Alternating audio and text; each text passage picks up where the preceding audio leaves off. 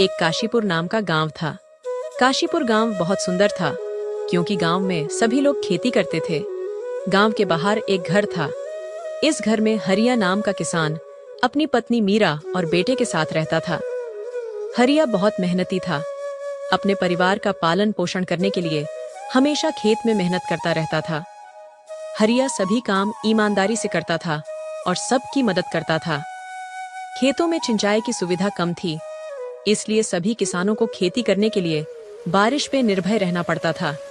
इस बार समय पर बारिश नहीं हुई, इसलिए हरिया के खेत में जो फसल थी वो पूरी तरह से सूख गए। अरे रामू, मेरी फसल तो समय पर बारिश नहीं हुई, इसलिए पूरी फसल सूख गए है। हरि भाई, मेरी भी फसल सूख गए है। अब हमें बारिश होने के बाद फिर से फसल उगानी होगी। तुम सही बात कर रहे हो, इसका कोई उपाय तो होगा।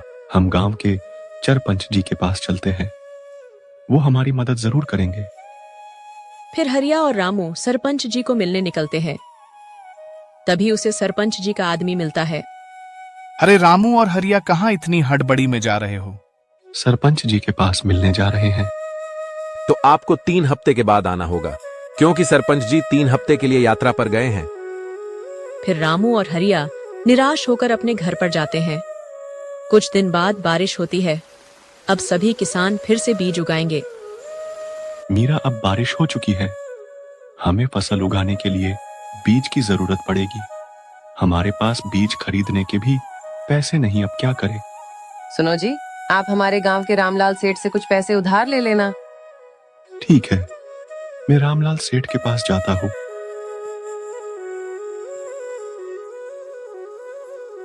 आप हरिया, आप मेरे पास कैसे आना हुआ? सेठ जी, मुझे फसल उगाने के लिए बीज खरीदने हैं, इसलिए आप मुझे कुछ पैसे उधार पर दीजिए। मेरी फसल पक जाएगी, तब आपका उधार चुका दूंगा। मैं पैसे दूंगा, लेकिन एक शर्त पर।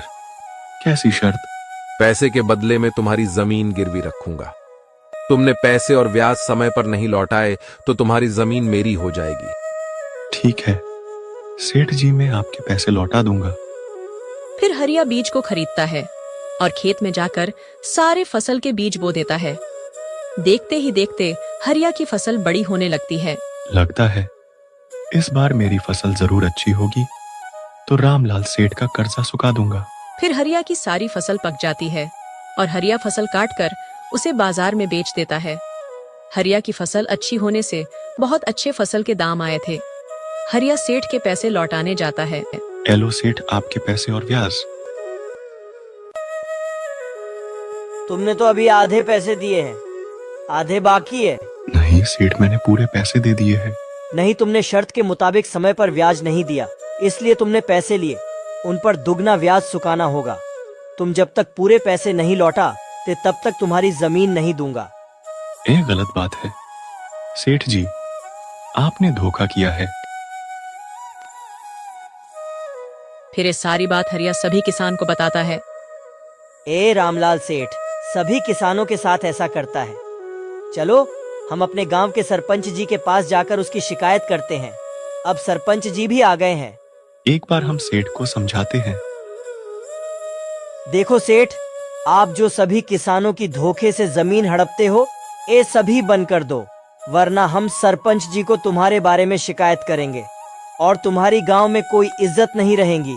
फिर सेठ डर जाता है क्योंकि उसकी इज्जत चली जाएगी। मुझे माफ कर दो, मैं सभी की जमीन वापस कर दूंगा। हरिया की वजह से सभी किसान की जमीन वापस मिल गए। सभी गांव वाले खुश थे।